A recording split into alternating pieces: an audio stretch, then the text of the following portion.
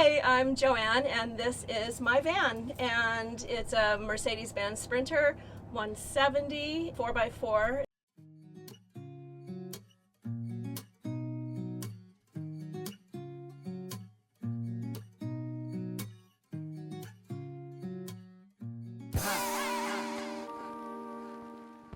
I'm Nate Murphy, and I have literally just bought this van to show you how to build a van.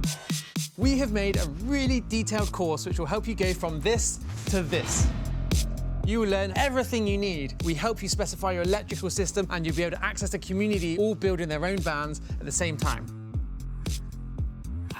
This is my fifth van that I have built out. I started doing these in 2020 when we were on lockdown, and I was trying to figure out a way to get out of my house and take my dogs with me. So I built my first one on my own, and it became a crazy hobby. And this one has been my favorite one. It's the first time I've done it dark, and it has such a cool vibe in here in the evening. I have lighting that's under the cabinets and above and below. And it's just such a nice cozy vibe in here with the dark build.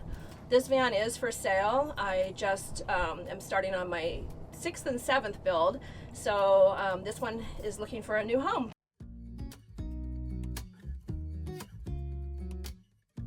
For this van, I decided to do a double countertop.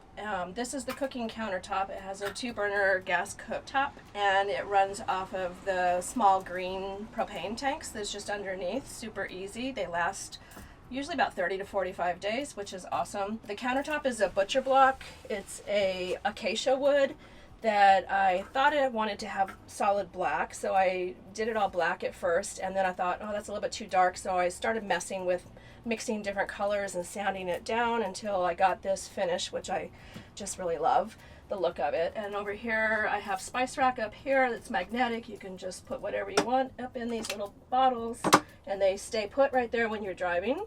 And I have lots of storage in this van. This one has overhead with struts. They stay open. They're super easy to open and close, and it's called slam latches to keep them closed. They don't pop open when you drive. Underneath all of my cabinets, I have lights that are on dimmers, the upper cabinets and the lower cabinets, which is a really nice feature in the evenings. And they all plug, or the dimmers are all right here. And I also have plugs right here because I use this space as my standing desk.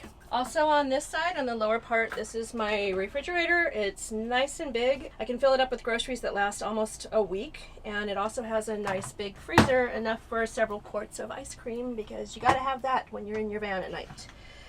Next to it is a pull-out pantry. You can store your groceries there, or whatever you want to put. 3 different shelves. And then 2 more drawers over here with lots of storage. And underneath here is where the green tank is for the cooktop, and also lots more storage. Right above me here is my 12-volt Dometic air conditioner. It's super efficient. It runs much better than the 120s, and I can run that thing all day without draining my batteries. And it also comes with a remote, so I can control it when I'm in the bed. On this side, the sliding door side of the van, we have more cabinet space. This is the silverware drawer, junk drawer. Below here is a microwave, perfect for popcorn in the evening.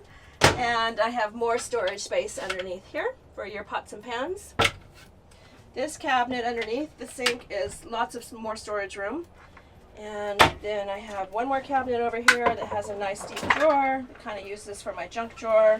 And then a slide out tray here that you can put whatever you want to on, and more storage underneath there. Also on this side, I have more charging ports.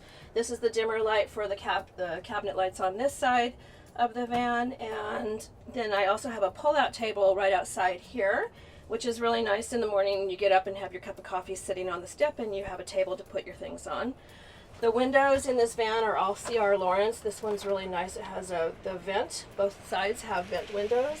It has a really nice cross breeze. This side of the van has more storage up here, more under cabinet lighting, plant shelf here, and this is an open space that you could put your coffee machine or water bottle, or I can use it for storage of my dish towels. And over here is all of my controls for my inverter, my tank monitors. There's no black tank in this van. This is my battery monitor, more dimmer lights, more plugs, and the water pump. And this backsplash here, I wanted to have something to make it feel just a little bit more homey. The whole build was meant to feel more like a tiny home, and so this is actually just a wallpaper that's meant to look like tile, and it's really nice. And the best thing is, if you get tired of it, you can switch it out so easily. So this side also has the nice deep sink, which I really like and think it's a great feature. You can throw everything in there and mess with your dishes later. The faucet is hot and cold water, and it also is a sprayer on here and a pause button, so you can get the temperature you want and you can pause it while you're rinsing your dishes.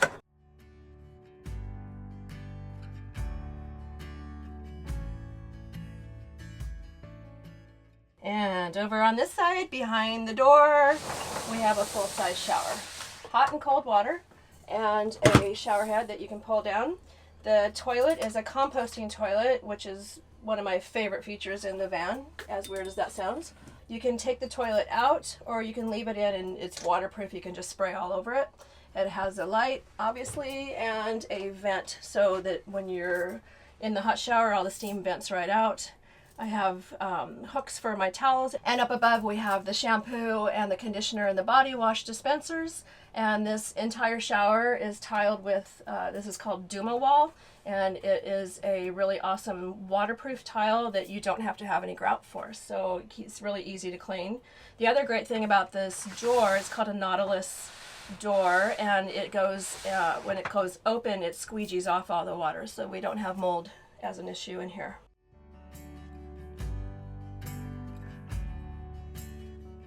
So here we are in the back of the van, and this is a raised fixed bed. It stays as it is. It's queen size, and to get up on here, it's a little bit high, so I built a step down here, and the step actually opens up, and I use it as a shoebox. This is also a door that goes through to the garage, and it's great for having your laundry basket under there, or if you're storing long surfboards, you can put them through there from the garage. So with having the bed going lengthwise of the van, it's a full queen size, and that left us room on the side to make little cubbies. So this is where I keep a lot of my clothing in here. I have additional outlets here, both 110 and 12 volt, so that you can work on your computer back here. On each side we have windows that open with screens, which is really nice for the cross breeze.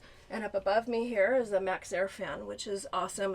You can pull the air out or you can pull the air in. It works both ways, and it has multiple speeds, which is really nice. Also, you can see that I have plenty of headroom here, so you can sit up on the bed even if you're a tall person. And I also have some more storage over here. That's an open shelf that I use mostly for linens and extra pillows and things like that. I stuff up in there. So the cabinets stop right here, and so it's open space back here. It feels really open, and just gives you more room to sit up and that kind of thing. And then back here I also have reading lights on either side. And climate control and air movement in a van is really important to me, so I have one more fan here, which I usually run all night long. It's 12 volt, has multiple speeds.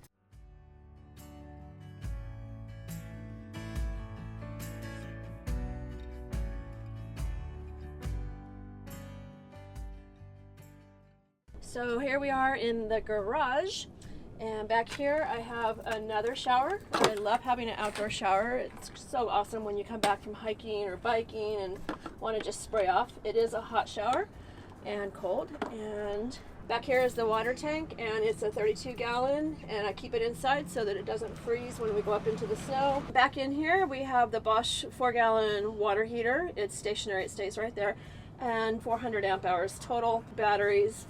This is my Ames inverter, more storage, and all of my electrical is here, and the fuse box is right here. And I have 300 watts of solar on the roof. Back here I built this slide-out table.